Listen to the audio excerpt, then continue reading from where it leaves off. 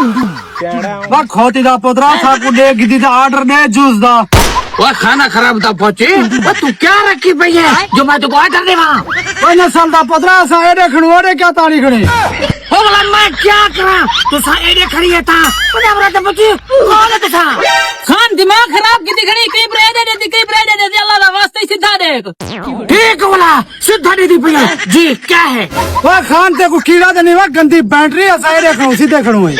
कीड़ा ते को थी है बैटरी तू आई नसल दा पुत्र खान आपस दी गल मुंह ते दा बकरी वाली कर सवेल दा लड़ मारी खड़ी ओए कौन तुझा पुत्र मंदिर में भी अगर मेरा मुंह बकरी लिखा है तेरा मुंह कुत्ते लिखा क्यों है भाई खान मैं को आखी दे मेरे उस्ताद को आखी मैं डू है कुएं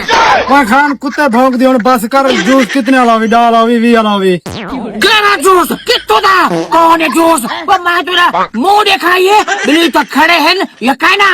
मैं भोलू ना पुत्रा जंजले दाई साकू डिठा कानी कहीं ले दे दी कहीं ले दे दी कहीं ले तले दे दी